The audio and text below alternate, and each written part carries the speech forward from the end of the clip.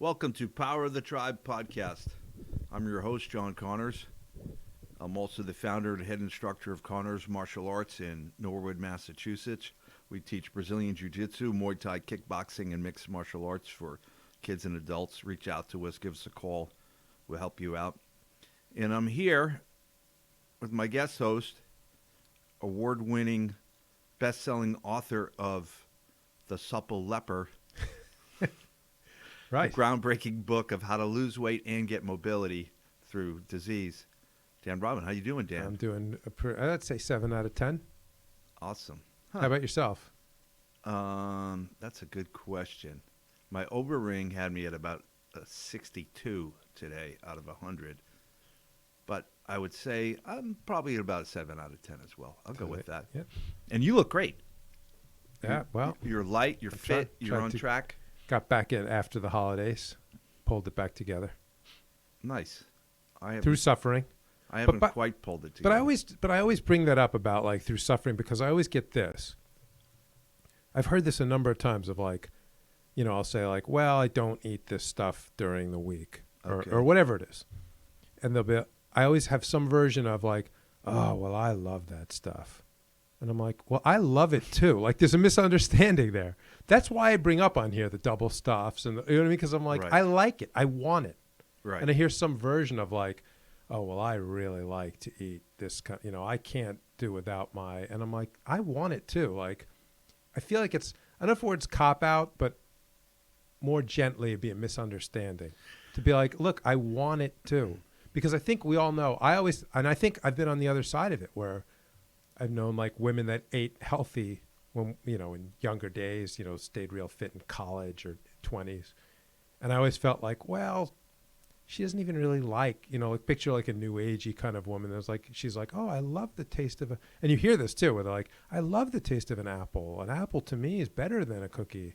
And that like separates you from them because you're like, well, if you like an apple better than a double stuff, then what are we even talking about here? Right. Like, you know, like you have it easy.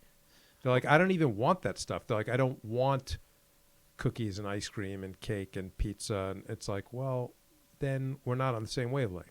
Right. So I'm emphasizing I got back in shape from the holidays, but it sucked. It's hard.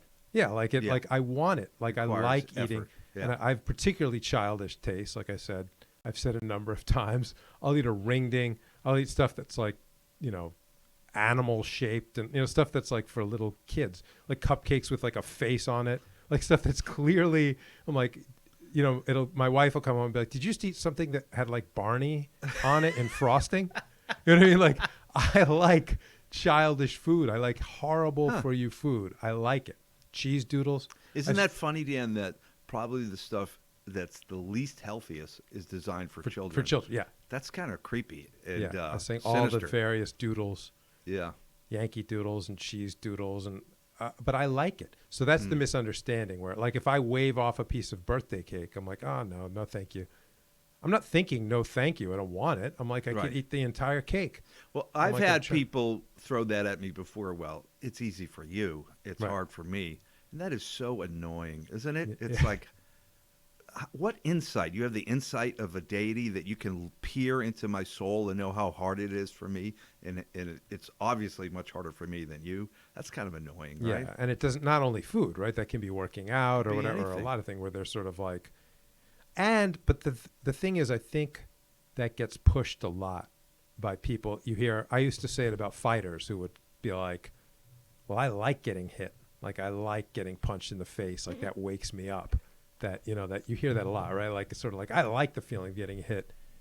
And it separates them from everyone else, where everyone else goes, well, then I'm not like that. I can't do it. And it takes away from their bravery and their courage because it's like, well, of course he can walk out there and fight. He likes getting hit, you know, like it's sort of like, what is there to even, you know, to even admire about that?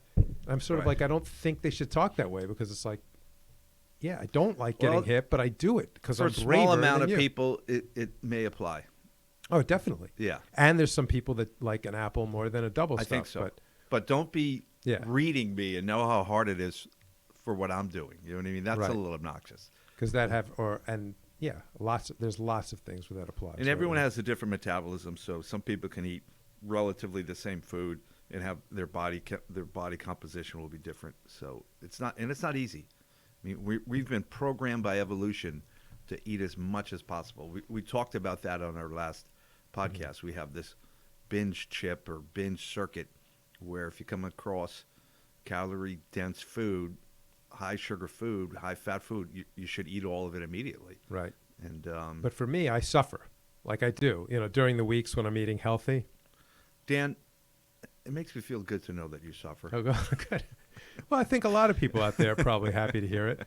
But you know what I mean? I'll sort of feel, I'll be like, I'm starving. I really, but I'm not. The way I always know I'm not starving is I'm like, I am starving to death looking at pizza or brownie. All week I had brownies and ice cream in my house, and I was like, oh, this is tough. Like, I really, really want, I'm starving. But I was just going to quickly say, when I look at it and be like, I look at the brownie or the pizza and think, I am starving. And then it's like, well, why don't you have an apple? And I'm like, yeah, well, I'm no. not so starving. Yeah, exactly. Then you realize you're like, all right, I'm not starving because I don't want any of the healthy food. Like, oh, why do you have a piece of chicken? You're like, well, all right, I guess I'm not starving for. You had a really good tip last episode. I just wanted to underscore it. I don't know if people notice it as much. I thought it was really effective. You said that when you have that pang, that your nervous system is telling you, go eat that pizza, eat that double stuff, and it's painful in a way. Yeah. Like your body's interpreting that as painful because it's trying to get you to do something. You say to yourself, that's the disgusting flab burning off my body. That's the pain hunger. of that. Yeah, I had it last night. I was having, like, I was going to sleep and I was hungry. Yeah. And it was actually like a little bit making it hard to sleep because I was hungry. And I was like, this is burning. This is fat burning. And it kind of is, right? I mean, that's what the hunger Definitely thing is. It's yeah. sort of like. I think that's a great trick. I think a lot of those little tricks of our imagination can be effective. It's not going to work all the time. It worked every for me. time, I'd sit there watching, because it can be hard to sit there watching TV hungry because your body's like, go eat. But I was sort of sitting there thinking, I'm sitting here burning fat. Like, that's what that feeling is. Do you know what I mean? Like, I can sit here doing nothing, just watching TV, and that hunger pang is me burning fat. Something's getting done. Something I like it healthy when you is use happening. the phrase disgusting flab. Disgusting flab, yeah. I don't know why. That works better for But that's me. part of, like, a lot of people like to be gentle with themselves. We've talked about that before. It's maybe not for everyone, but I'm very harsh with, I like to insult myself to, like, as a motivation. Like, sometimes in the gym, so like at the gym, like, I get into my own world, and the problem with that is I can be like, I forget about people around me because the gym's not that crowded. I'm not in that crowded gym. And you let elderly ladies hurt themselves and writhe in pain. Right. Yeah. Exactly. Yeah. But I'm usually don't have people around me, and I'll be like, I'll mutter. I'll get to like muttering to myself like a crazy person, and then if someone's in earshot, that combined with me insulting myself can be awkward. Like I can like so if I do you have headphones on when you're doing this? Yeah, sometimes. Oh, right. So your voice is louder than you realize. Yeah, or even without the headphones, it's happened where like I can finish a set, and they just be like, "You weak piece of shit," or something like that. And then I realize like someone's looking over at me, and I'm like hearing me mutter that, and I sound like really just like, Jesus Christ, you suck, like to myself, like, and then like people hear it and they're like, especially if they don't do that, they're like, what is wrong with or they may think you're talking to them. Yeah, that's the other thing. You weak piece of crap. Some elderly person. I want to hire you as my coach. And then it's awkward, and I'm like, I meant you. I had that today. We talked. Was it on the podcast or after the podcast where I talked about someone getting on the treadmill right next to you? When we talked about that on the podcast. Yeah. And at the time, it was like you compared it to somebody choosing the urinal right next to you instead of giving you a little space. Yeah, and at the time, you said, they were talking to me, and we were like, well, that's the real problem. But I realized it happened again, and it's not the problem. Like, someone got on the treadmill next to me, or even I was on a treadmill, and they got on the stationary bike next to me. Okay. And they didn't talk to me at all, and I was just about equally annoyed. I was like, you're in my space. You're like right. Oh, right. Within, I should be able to stretch my arms out and not have anyone near me when I'm working out. Like, yeah. So, is it just me? Don't you feel the same way? I'm just sort of like, I guess if you're in a really packed gym, I get it. But if there's room and someone goes right next to you, yeah, I it's get just it. like, get get away from. I'm like, because I try to lose myself in the workout. Yeah. I get it. I try to also. I'm on the treadmill. It hurts so much, like because I always run to where. So you need to focus. So you don't want distraction. Yeah, I lose myself because like anyone out there, I assume probably almost everyone out listening is run. It hurts, and like the best thing is if you can like space out, and then suddenly you're like, oh, I wasn't even paying attention for 20 minutes, so like, and now the run's over. So I don't like being pulled out of it by someone near me. Yeah. Gym etiquette. That's just sort of a social awareness thing. Like I don't want to get started in the locker room. So Dan, I wanted to summarize what we talked about last week and basically our philosophy that we've been sort of describing for a while now. What we came up with. Pull it together. I'm going to pull it together right now, and then maybe we can tweak it and add to it. So we talked about designing our physical environment. Like you don't do this because you're a freak of iron will. I try to have no food that I don't want to eat in my house. It just helps me. It makes it easier for me. And then we talked about designing your social environment. So if you join a tribe, Power of the Tribe, if you join a jiu-jitsu academy or a gym full of decrepit elderly people, no. But if you choose a social group, it's the same point, actually, like what helps you. What helps you, what helps you get to your goals, those things. And then we talked about having essentially a very long-term goal, which could be winning a Masters World Championship, or it could just be maintaining good health, where there's no real deadline on it. And then you come up with a process to help you get to that goal, and you focus your energies on the process on a day-to-day, week-to-week, month-to-month and a realistic basis. Process that's a realistic not out process. of your range. Right. And I think I think that's the outline that we've been talking about. I think it's a very effective approach. But you had brought something up last week about you get people who get overly emotional about what they're doing, and they get very excited. And then when they don't get the results immediately that they want, they just throw in the towel and they just say, the hell with it. It's extremely common, right? I think it's pretty common, yeah.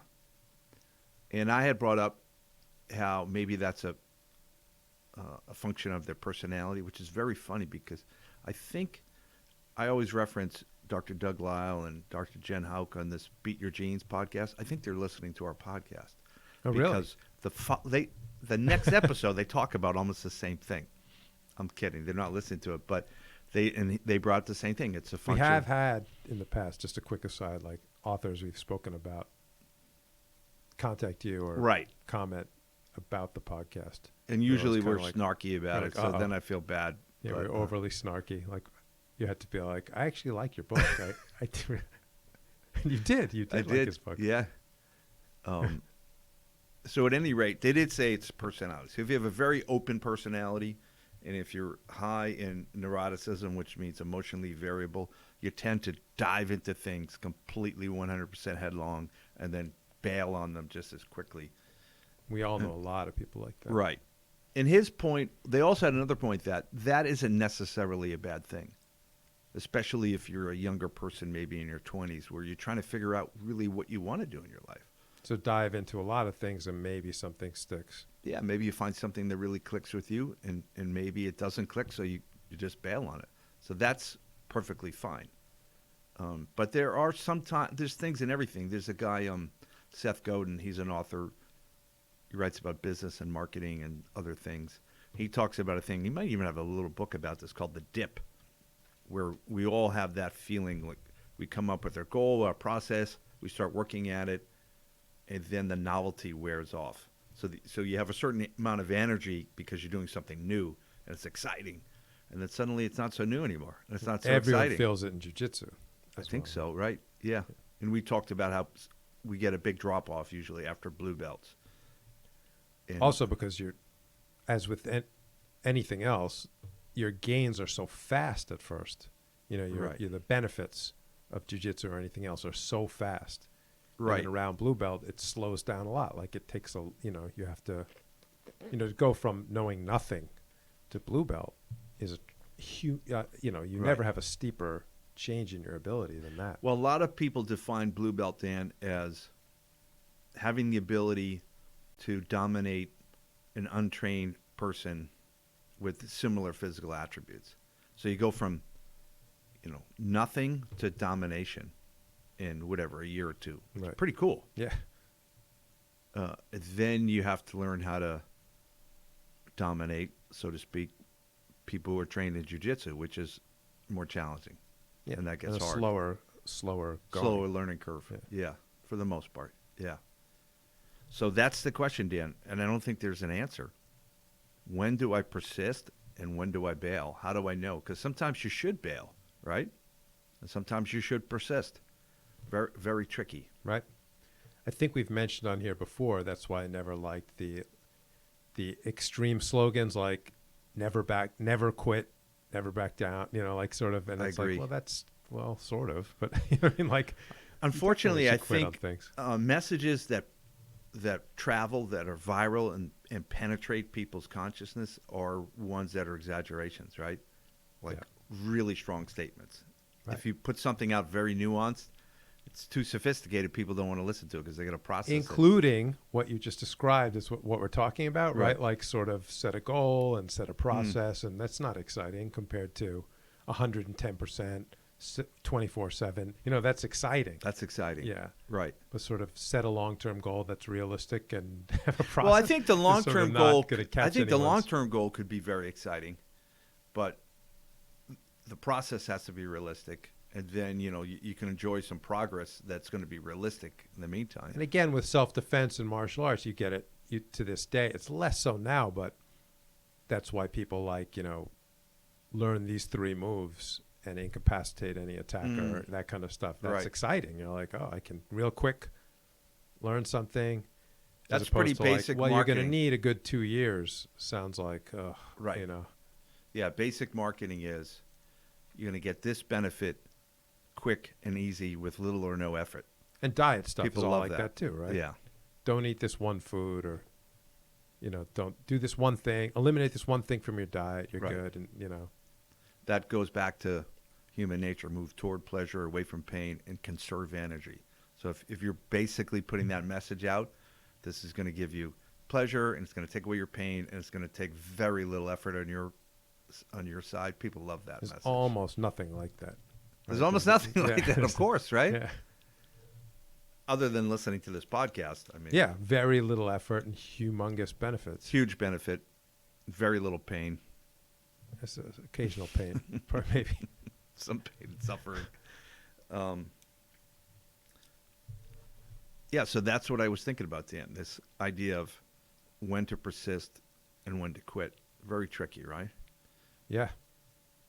And the overall summary was, I'm trying to see if you remember, you rattled it right off, but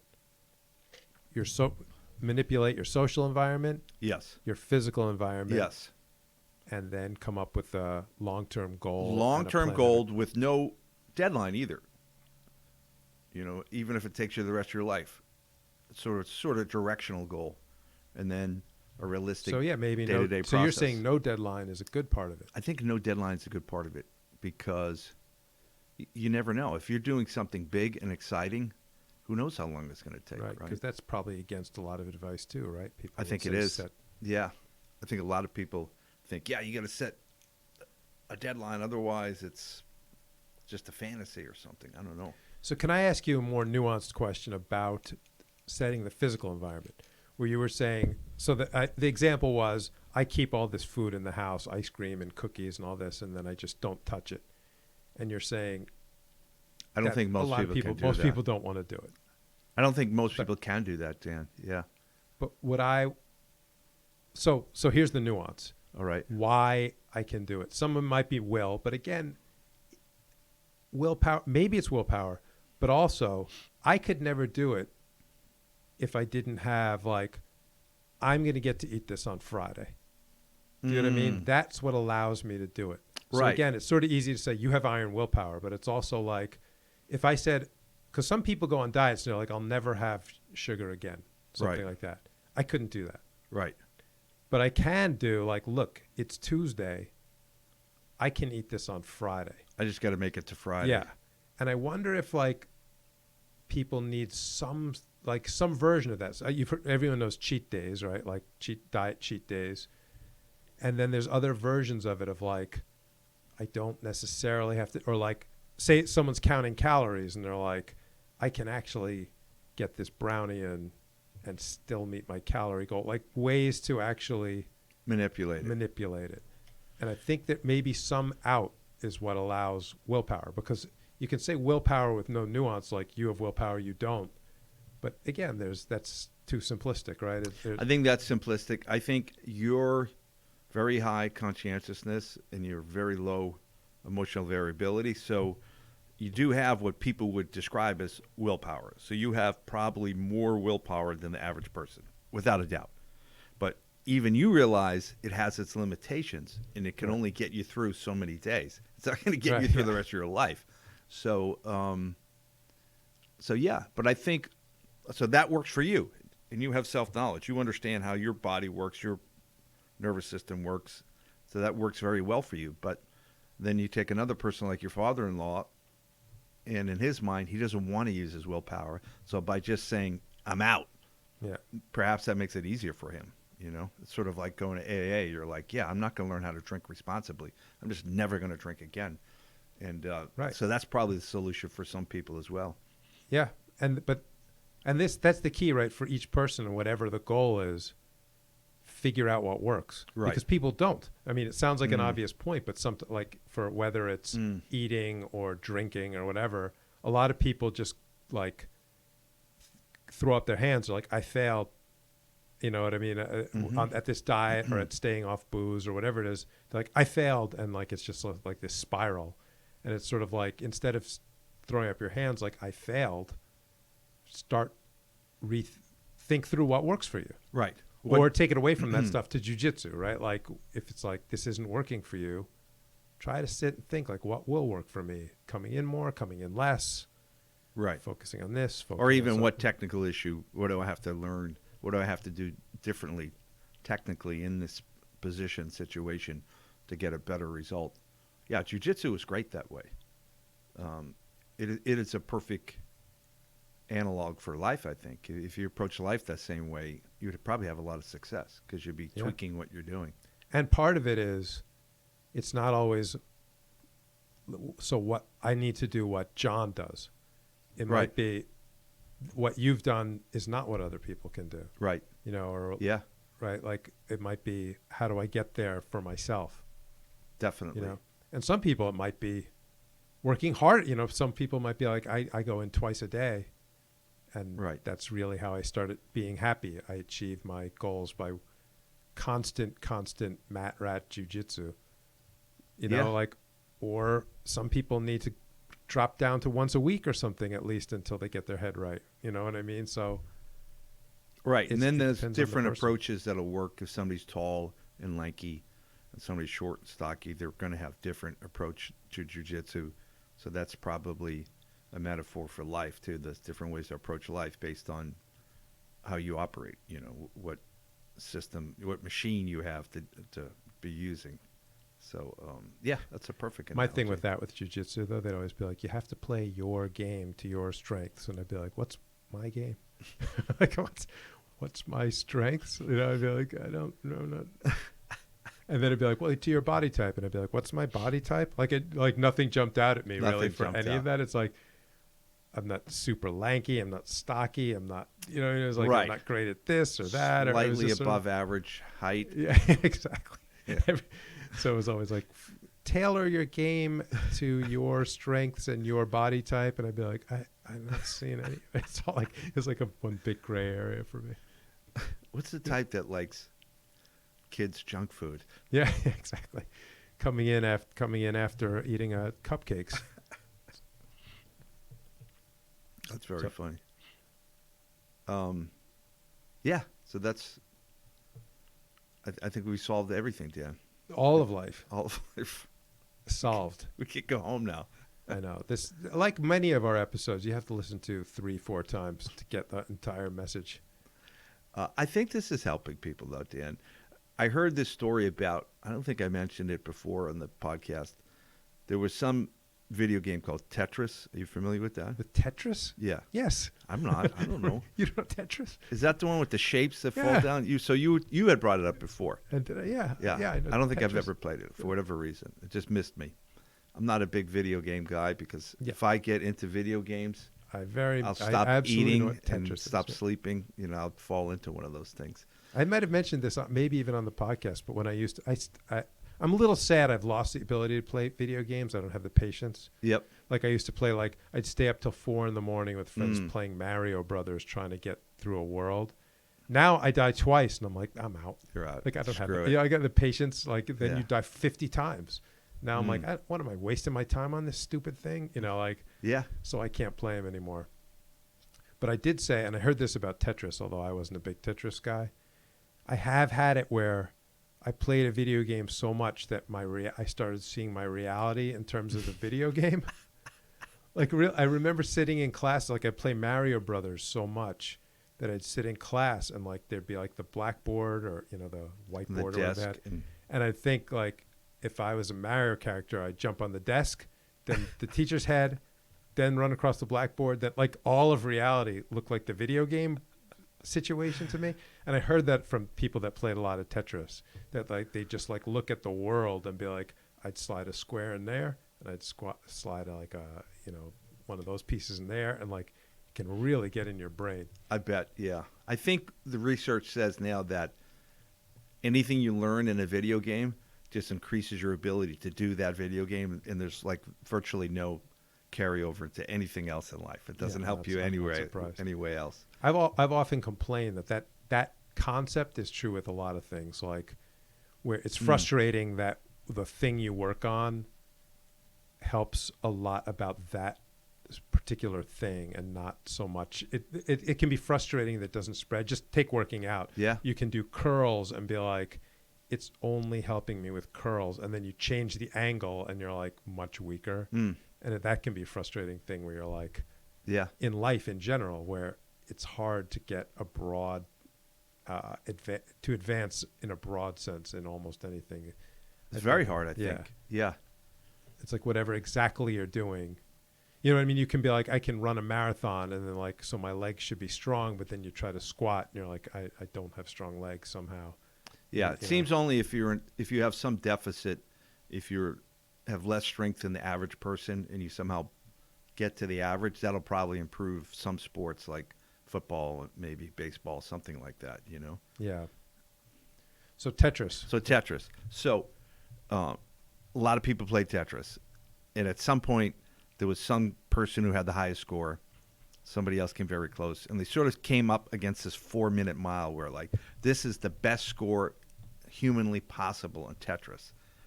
The book is closed on Tetris. We know this is the limitations of Tetris. So I guess relatively recently, people started streaming themselves playing the dopey game. So this is a whole other thing, Dan, where somebody's videoing themselves playing a game and putting that on the internet, and somebody's watching somebody else play a video game. Yeah. This is a thing. This is so cranky old man minute. Yeah. We should have a cranky old man minute for every podcast. But the younger generation with their watch things happening, that's a big thing on YouTube now. They'll watch people playing video games, and they'll watch people. They're the unboxing videos. It's super popular, millions and millions of views. It's people opening presents to themselves. It's one thing to play a sport, Yeah. right? Another to watch other people playing sports. It's another to play a video game and watch somebody playing a video game. Yeah. It's so meta. It's crazy. There's probably right? people watching sports. There are, right? Barstool Sports does that. They put a video right. up of them watching sports, and people watch them watch the sports. So the next level is somebody watching somebody playing a video game. Yeah, reaction videos are huge on YouTube. I want to So watch weird. these other people watch this movie, and so and then a lot of the YouTube is along those lines of so passive that it boggles my mind. I want to watch someone listen to music, or I want to watch someone just sort of interact in some way with, like I'm going to Yeah. watch someone else go on a hike. Like it's just so bizarrely passive. I guess we're just so bizarrely social animals that we can find value in that. Really weird, right? Well, some of it's empathy. Like I get a little, like, so you had like reaction videos to like people watching the Red Wedding episode on Game of Thrones, if you know what that is. It's like a big emotional moment. And like, I sort of enjoyed watching some of them. You know, really? Because you just see people like freaking out or crying or screaming. And I'm like, I sort of get the entertainment of watching these reactions because they're extreme. And they're extreme. And you have some empathy. You sort of like, you'd seen the show. And so I get the slightest understanding at that level. But like, I'm going to watch someone play video games. I think my kids do it. They'll watch other people play video games. Fascinating. So the upshot of that, Dan, is they broke through a whole other level, and now the scores in Tetris are at a whole other level now because you could watch other people and see their patterns and what they were doing and take your game to another level. And I think in poker it's like that now. So the best players of 20 years ago, if they haven't improved, they'd get smoked by the young people today, because they're online. They're getting so many iterations. They're seeing so many patterns. The learning is accelerated so fast that it's remarkable. Isn't there two elements to that? One is the actual learning that I think you're referring to, and one is the mental, like the 4-minute mile. Everyone said, sort of, it just entered your head. It's possible. Yeah. And then suddenly people could do it. Do you know what I mean? Yeah. Like even something like running a 4-minute mile, which seems like it should be at the, either you can do it or you can't, but something mentally, once someone broke it, everyone was like, oh, we can break it. Yeah. And then people were breaking it with Yeah. some regularity. So Yeah. some is learning the skills and skills improving, and some of it is like mentally knowing it's possible. I think it's removing the inhibitions. So I talked about this a couple episodes ago where I heard, I think Jordan Peterson saying that 25% of our neurons or our synapses are ones that provide inhibition. So they're holding back sort of behavioral scripts, and then we release it to drive in our car or to tie our shoe or whatever the heck it is. But they're holding back. So I suspect that most people are holding back their own performance in a lot of things, even things that are important to them. Not to a huge degree. Maybe even if it's 10%. I think jiu-jitsu is a pretty good example. I think so. I find very common, Dan, when somebody gets promoted to a new belt, they're immediately significantly better than they were. I mean, like, some of them are immediately 15% better than they were, if you can define such a thing. Do you mean you can feel it when you roll with them? Oh, yeah. I'm like, wow, you are better. And I attribute it to they're taking that inhibition off themselves. They're like they had their foot slightly on the brake before, and now they get their foot off the brake, just on the gas, and boom. And it makes sense, because if you have a certain hesitation, you're going to screw up your timing, you're going to miss opportunities. And now they're just collecting more opportunities than they were before, so they're just better. Right, and again, I don't mean to sound trite or like regular advice that you hear anywhere, but it has to do with mentally just really believing like I can do it, right? Like I can be a higher belt in jiu-jitsu, or I can lose this weight, or I can achieve this goal, or I can run this fast, or I can do this Tetris board, or I can bench press this much, or whatever it is, to really believe you can do it, and then you do it. I think so, Dan. I think it's actually a very important point that we should probably underscore, because we talk about our environment, just like in I think Homo sapiens have been around for 200,000 or 300,000 years. That's what they're saying now. I think it was 200,000, then now they're thinking 300,000. And now we live in a very different environment. We're talking about engineering our environment. So our food environment is so different. That makes it hard to eat properly and eat healthy. But I also think in a lot of ways, it's a much safer environment than it was for the last 2 or 3, our most of our history. So I think we're biased to being overly conservative. So I think if somebody is trying to calibrate their abilities, most of us are sort of not giving ourselves enough credit. We're sort of undervaluing what our real potential is. Maybe there's some that are overvaluing it, but I think in today's society, there's not a lot of penalty if you're a little overconfident. You know what I mean? If you're over calibrating what you can really do, how does that really hurt you? Does that hurt? No. Yeah.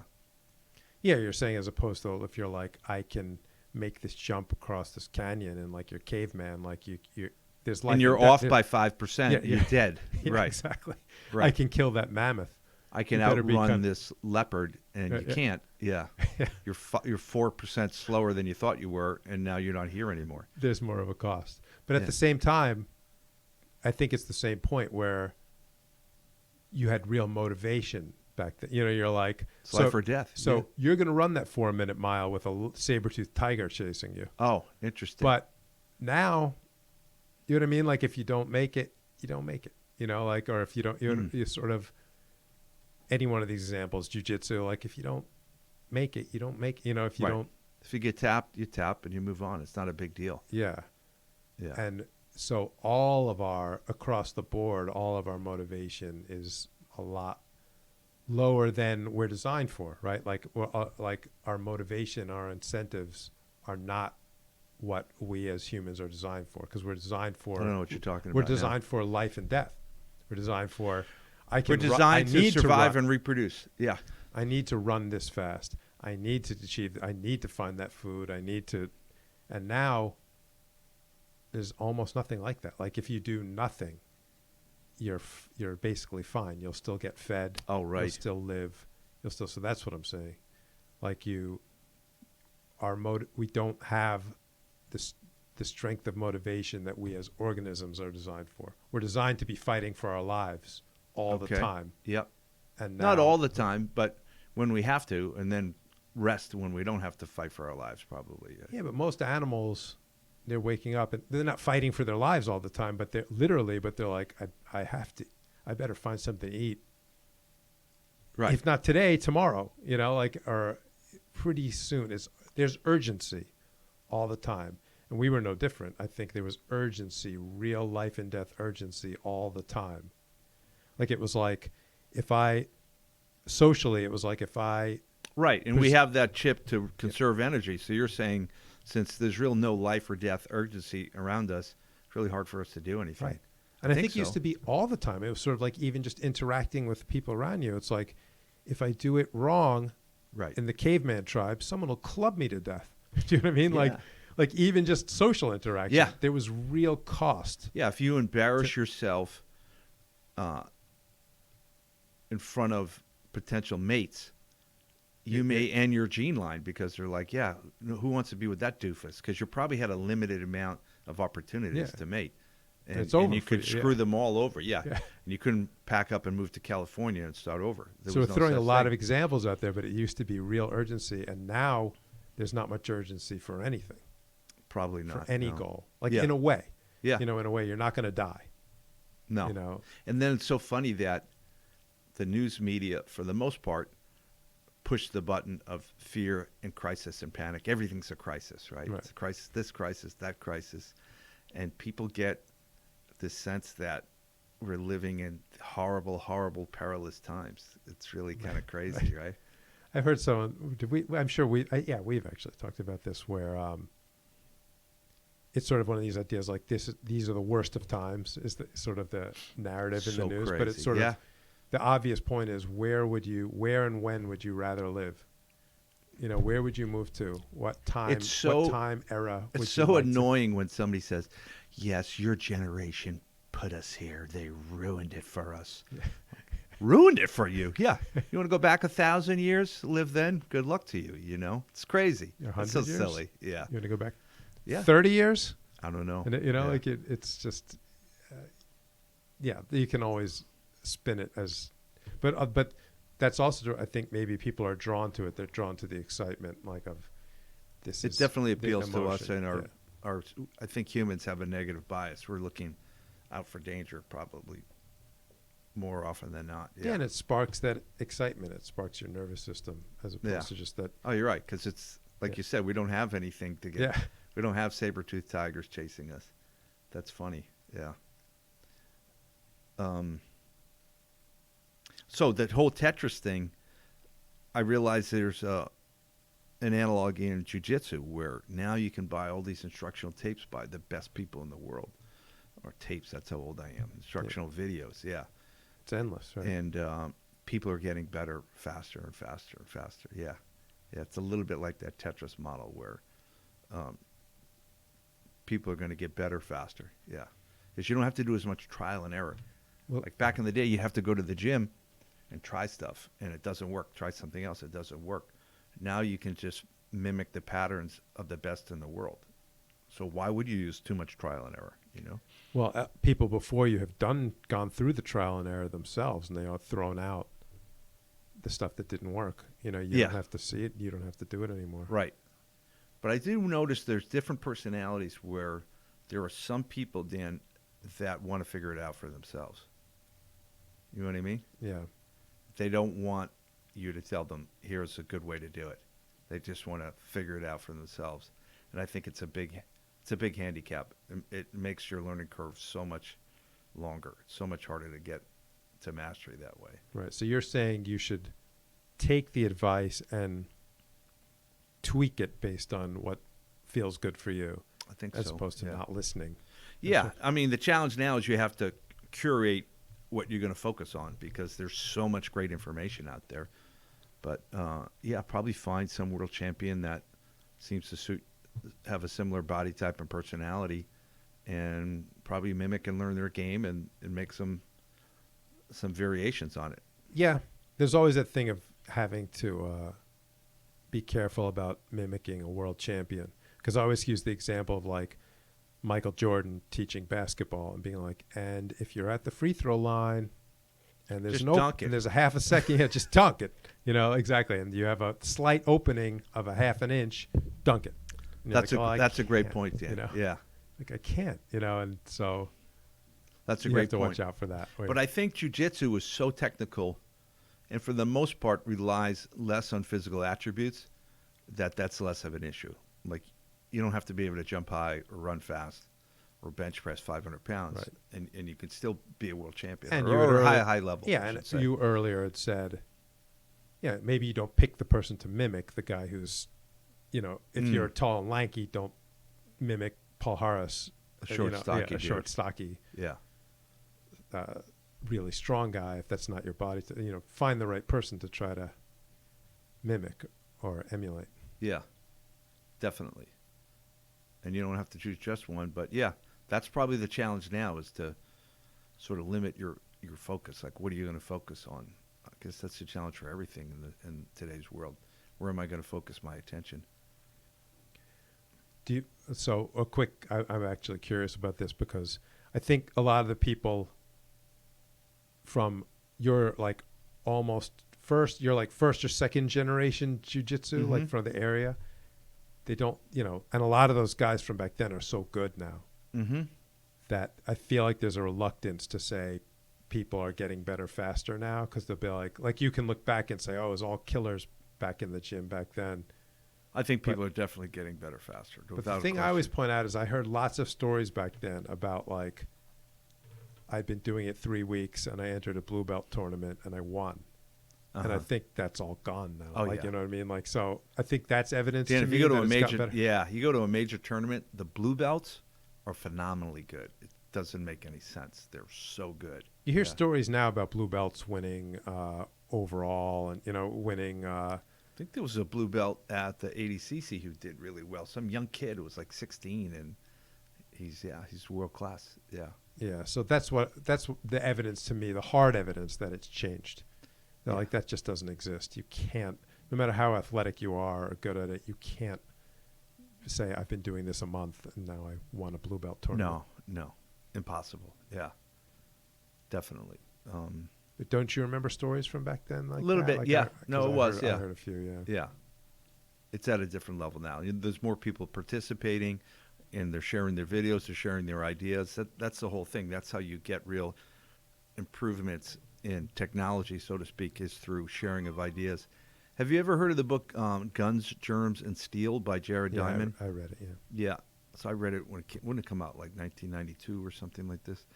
And one of the main themes I remember from the book, Dan, is that you're trying to explain why some sort of cultures were technologically more advanced than other cultures, and it basically came down to sharing information. So initially, if you were civilizations that shared the same latitude, then you could probably have similar farming techniques that would work. So if you had some innovation in one and you shared it with other people, everyone would get better and so forth. So they shared that information and everybody's technology improved.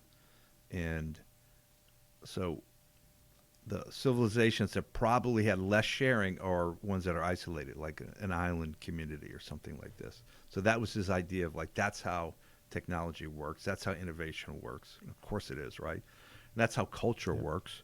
That's why when people say you're, what's that term they use? You're appropriating somebody's culture. What do they? Right. Is that what they? Cultural appropriation. Yeah, that's how culture actually works. Yeah. Like you get people that share what they're doing, and they that's the whole basis for the United States, right? The whole idea is the melting pot and taking things from every culture. And that works. Yeah, that's how you advance. That's how you improve. That's how culture grows. Like I visited a culture down in South America who was very isolated in the headwaters of the Amazon, like deep in the rainforest. And when you listen to their music, it was relatively simple because they weren't sharing their ideas with anybody else. Then you listen to the music in the United States, very, very different, and much more complicated and developed and so forth. But that's why, it's because of a sharing. And that's happening in a lot of things now. So it's happening in jiu-jitsu where people are sharing their techniques and what they're doing online, and people are getting much better, much faster, for sure. So if you look back to your own coaching you've been coaching 20 years almost? Or do you know? No, I think I've been coaching 15 years, yeah. Don't you feel that you're probably, you yourself, advancing your own students faster? I think so. I think I'm a much better coach, definitely. So that's the other thing, is not, because as opposed to people from back, the old timers being, resisting this idea, like we were all really good. I bet they themselves are better as, better instructors, like maybe anyone that's possibly, been instructing for 15 years is probably, well, if you're not, Michael, let me put it another way. If you're not, like, does that not sound, if someone's like, I'm no better now than 15 years ago. Well, Dan, it's like, really? Does that sound good to you? I think you have to be consciously striving to get better. We're trying to become better coaches. I'm always examining what we're doing, how we're doing it, how effective it is. One of the big changes we made many years ago was we introduced this idea of active recall, and we use it with the kids and with the adults.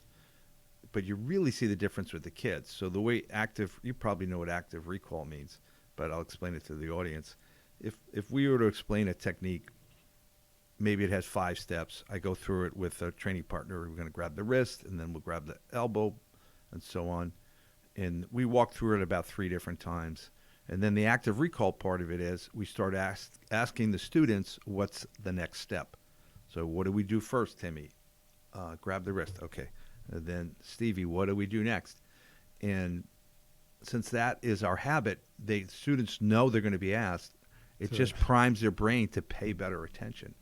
And Dan, I was just coaching our kids' class the other day. These kids can do good jiu-jitsu technique. Little kids, like 5-year-olds. And I believe part of it is this system of introducing the information with this active recall. And we teach the same techniques, more or less, that we teach the adults. We're not babysitting. We're teaching them real jiu-jitsu, and they're doing real jiu-jitsu. So it's really cool and impressive to see how good they can get. As a quick aside, because I remember being in a couple of classes with you where it'd be like, and then what do we do next, Dan? And I'd be like, I don't even remember where I am right now. Like, you call me and I just sort of feel like so spaced out that I'd be like, am I in a jiu-jitsu class? Like, I'd be like, I don't even know what is happening right now. Usually I was able to pull the answer out on the spot. But it jolted your brain, gave you a little stress response, right? Right. And then, to your point, then you go, all right, I better start paying better attention. I better pay attention, right? Like, that's your whole point, right? Like, it's like, I better be ready to answer these questions. That's 'Cause how I don't it wanna, works. I don't want to get hit with like, and Dan, and you're like, what? What did you say? Like in front of the whole class, Right. Like, you know, like. So I think it works. Yeah. I think it works. I think they call that maybe the Socratic method when you're asking questions. I do much more of that in my teaching. In the opening class, I'll ask people by show of hands, who knows what kazushi is? Or some other question I'll ask, like a fundamental principle-based question. And then some people will know, and others will be like, oh, shit, I don't know. And they're going to remember it when you tell them after that, you know. Right. I think I used to focus too much on making sure everyone felt comfortable in my classes, and I realized that's not the optimal state that they should be in. They should be a little bit stressed so they can take in new information better. So I'm a little less concerned with having them feel comfortable and more concerned with putting them in a right state to learn the information that we're trying to give And you're them. right. And if you can't handle being asked what kazushi is and not knowing, Yeah, we're you never gotta toughen up- we're you gotta never toughen up a embarrassing little- it. You got to toughen up a little Yeah. bit, right? Like, Yeah. it's not like that huge a No. downside. And I would never ridicule somebody or make them feel terrible about it. But I'm going to ask them if they don't know. Sometimes I'll either provide them the answer or move on to somebody else. And yeah, it might make them feel a little uncomfortable, but it's not a big deal. Yeah, exactly. Yeah, so that I think we're running up on time here. What do you think? I think a summarization is in order. We covered so much. It's crazy. We covered engineering your physical environment, your social environment, coming up with a long-term, exciting goal with no deadline, coming up with a day-to-day process. We talked about innovation, how people are learning faster in jiu-jitsu. We talked a little bit about my process of teaching. What else did we have, Dan? We talked about getting through that dip. We're all going to feel that dip, and we have to decide whether to persevere or to quit. And it's really up to the individual in the context. We talked about willpower, how you know yourself, so you know you have 5 days of willpower that you can work with. And then your father-in-law doesn't want to do it that way, so he's just out completely. And you got to figure that out for yourself, what's going to work for you, I guess, right? Anything else? I'm sure there is, but There is, yeah. Now, you know what? We should mention our super fans. I always like acknowledging those guys. Mr. John Burke. John's wife, Marilyn, has been quite a super fan, too. She gave us some great Have we feedback. not mentioned Marilyn? I don't know, but That's I'll mention been a her mistake today. if we haven't. Yeah. Dennis Medina shared our stuff. Rob Curran, super fan. I haven't heard from Chris Ramos in a while, but he's still a super fan. And no offense if we're not naming you now, too. This is off the top of our head. If We you could just start forget sharing our podcast, I'll start naming you.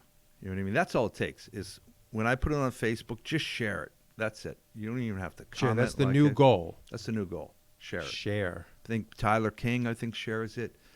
Maybe Mark Vogel shares it. Mike Schultz seems to be a super fan. He's a great training partner of mine. My son never shares it. God damn it! I'm gonna have to ever talk with him. Yeah. What's up, Rory? Yeah, we've had. I'll count Maria.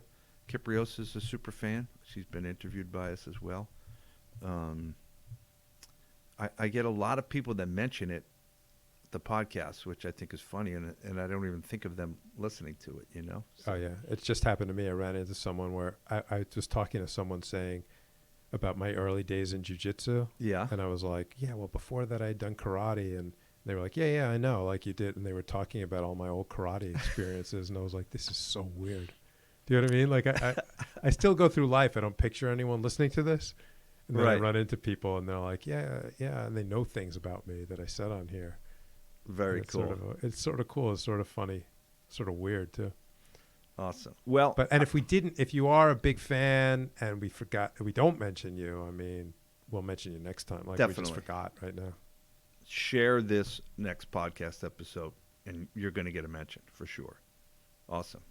All right. Thanks, folks. We'll talk to you next week.